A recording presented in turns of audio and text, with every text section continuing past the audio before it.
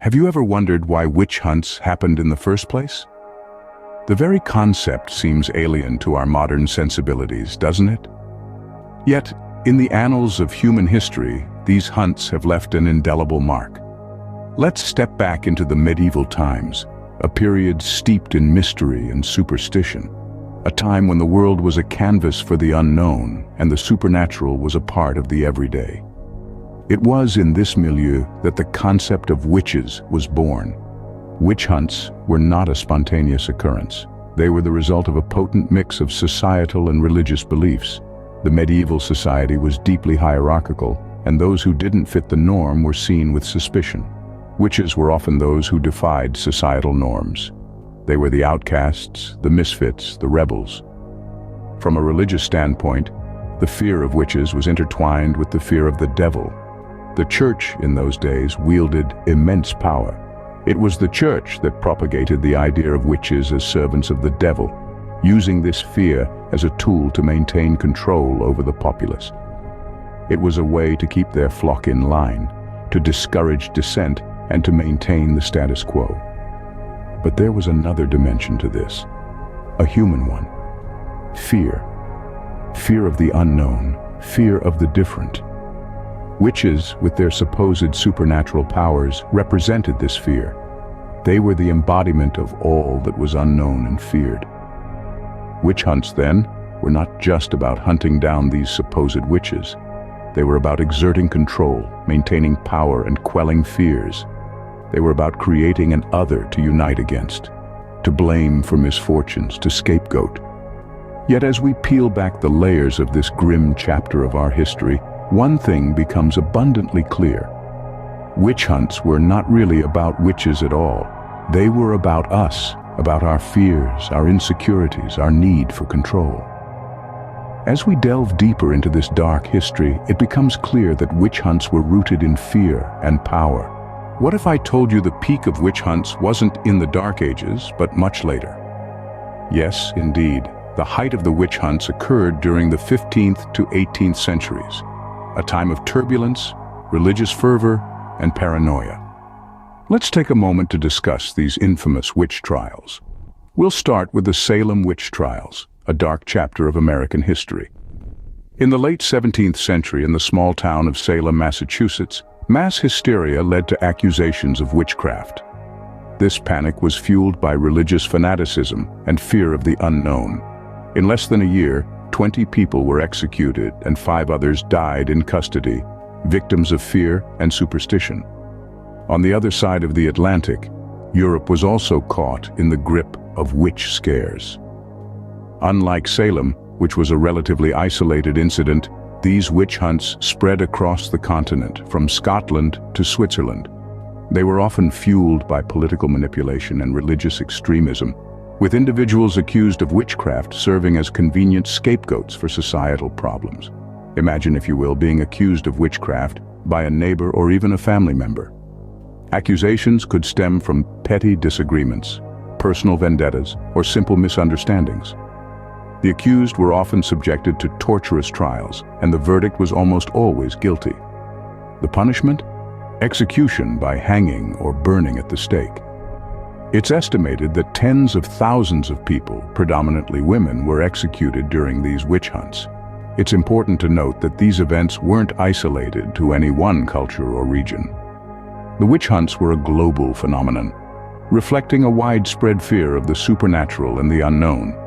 They were a manifestation of the anxieties and uncertainties of the time, with witches serving as the embodiment of these fears. The height of the witch hunts was a time of mass hysteria, religious fanaticism, and political manipulation.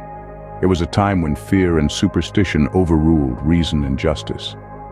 In the grip of fear and superstition, thousands fell victim to the witch hunts during this period.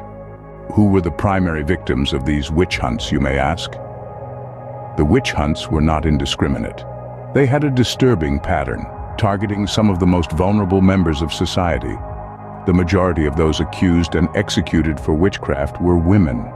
In fact, in some regions, up to 80% of those accused were female. Yet these were not just any women. They were often those who lived on the fringes of society, the widowed, the poor, the elderly, and those who did not fit into the standard societal norms. But why women, you may wonder? The answer lies in the deep-seated prejudices and fears of the time. Women were seen as more susceptible to the devil's temptations. Their roles as healers or midwives handling life and death situations made them objects of fear and suspicion. They were viewed as mysterious and unknowable, and in a world that feared the unknown, they became convenient scapegoats. The elderly, too, were often victims of these hunts. Seen as weak and nearing the end of their lives, they were perceived as more likely to make pacts with the devil in exchange for a few more years on earth. But the witch hunts also had a darker, more personal side. Accusations of witchcraft became a powerful tool for settling personal scores. Livelihoods, reputations, and lives could be destroyed at the mere whisper of witchcraft. Family feuds, land disputes, jealousies, and resentments often lay at the heart of these accusations. In the chaos and fear of the witch hunts, personal vendettas could be pursued under the guise of moral and religious duty. And so, the witch hunts created an environment of fear and suspicion. They preyed on the vulnerable and turned communities inside out. They allowed personal grievances to escalate into deadly accusations, and they left a dark mark on our collective history, a reminder of the dangers of fear, prejudice, and unchecked power. The witch hunts preyed on the vulnerable, turning neighbor against neighbor in a deadly game of survival. Did you know that witch hunts were not confined to Europe and North America? Indeed, the specter of the witch hunt has cast its long, dark shadow over many corners of the globe. Let's turn our attention to Africa, Asia, and South America, where unique cultural beliefs about witchcraft have shaped their respective witch hunts. In Africa, witch hunts have been deeply intertwined with social and economic upheaval. For instance, in regions plagued by disease, drought, or famine, witches were often blamed for these misfortunes.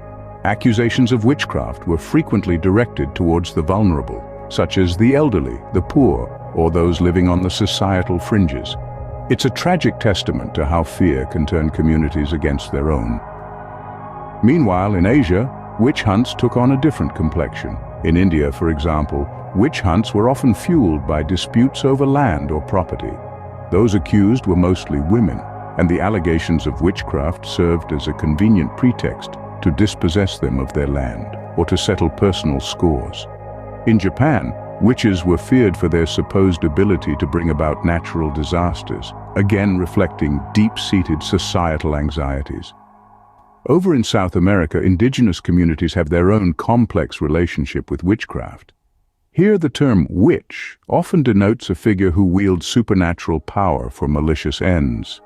Witch hunts then become a form of social control, a way to police those who might use their powers to harm the community. But it's important to note that these beliefs also exist alongside a rich tradition of benevolent magic and healing. In each of these cultures, we see a common thread: the fear of the unknown, the scapegoating of the vulnerable, and the use of witch hunts as a tool for social control. It's a sobering reminder of how easily suspicion can spiral into violence, and how the label of witch can be weaponized to devastating effect. Witch hunts, it seems, are a chillingly universal phenomenon. When and why did the witch hunts finally come to an end? This is a question that has intrigued historians for centuries. The answer lies in the socio-cultural transformation that occurred in the late 18th and 19th centuries, a period often referred to as the Age of Enlightenment. The Enlightenment era was a time of intellectual and philosophical growth, a time when humanity began to prioritize reason and logic over superstition and fear. The witch hunts, which had been driven by paranoia and a misunderstanding of the natural world, began to lose their momentum as society started to question the irrational basis of these hunts. This shift in societal beliefs was crucial in bringing an end to the witch hunts.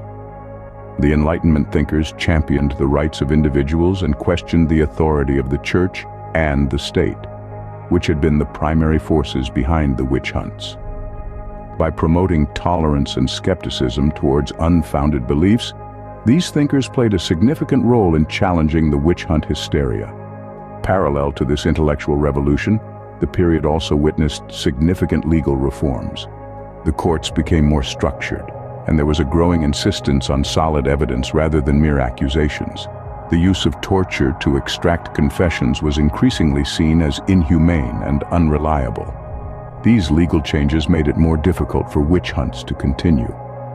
Furthermore, the advancements in science and medicine during this period also contributed to the decline of witch hunts.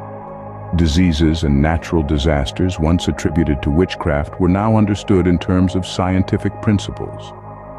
As the mysteries of the natural world were gradually unveiled, the need to blame witches for unexplained phenomena faded away.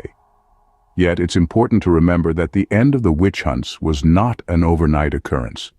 It was a gradual process, one that took many years and countless lives. The witch hunts may have ended, but their impact was profound and long-lasting.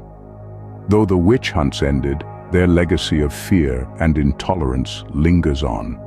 Even today we see echoes of this past in the form of prejudice, scapegoating, and fear of the unknown. The end of the witch hunts is not just a historical event, but a reminder of the dangers of ignorance and intolerance. Scene script: are witch hunts a thing of the past, or do they still persist in our modern world? It's an unnerving question, isn't it?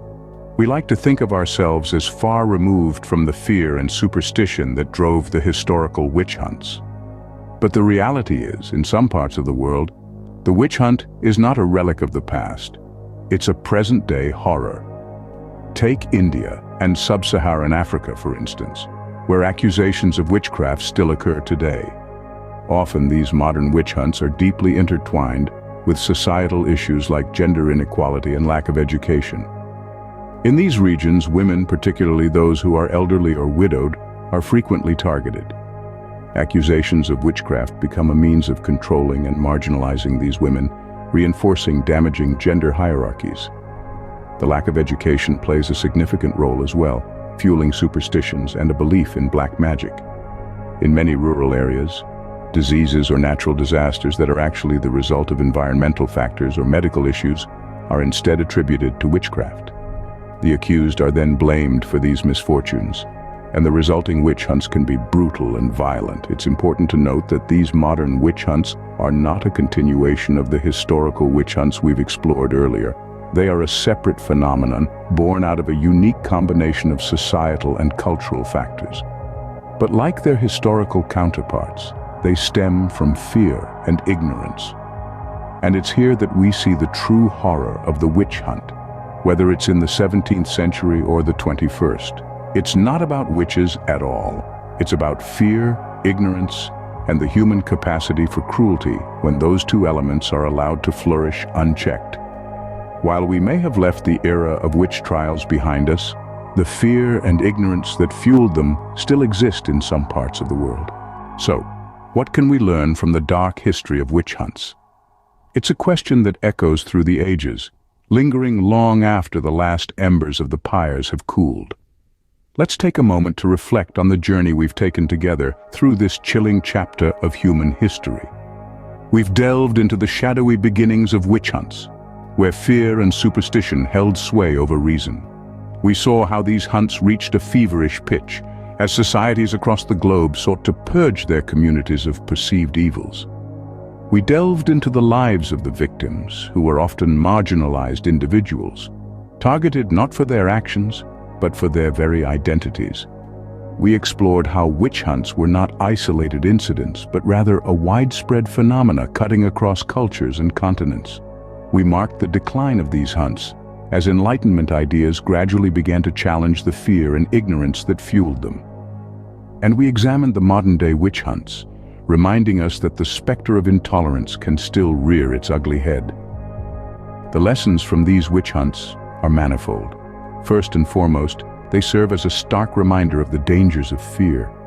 Fear can cloud our judgment, making us see enemies where there are none. It can turn neighbor against neighbor, friend against friend. The witch hunts show us that fear, left unchecked, can lead to horrific acts of violence and injustice. Secondly, the witch hunts underscore the perils of ignorance. Ignorance breeds fear, and fear breeds hatred. The victims of the witch hunts were often misunderstood, their identities reduced to harmful stereotypes and misperceptions. The more we understand about the world and the people around us, the less likely we are to fall prey to the kind of unfounded fears that drove the witch hunts. Lastly, the witch hunts teach us about the importance of tolerance. Intolerance was at the heart of the witch hunts.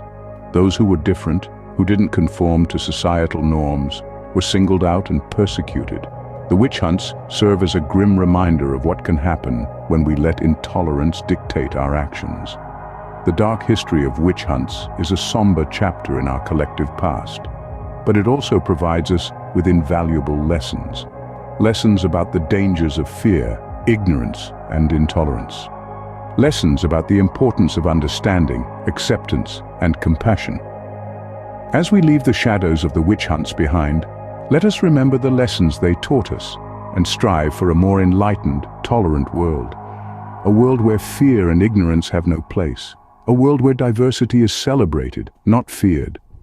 A world where the echoes of the past serve not as a reminder of our follies, but as a beacon guiding us towards a brighter, more inclusive future. As we leave the shadows of the witch hunts behind, let us remember the lessons they taught us and strive for a more enlightened, tolerant world.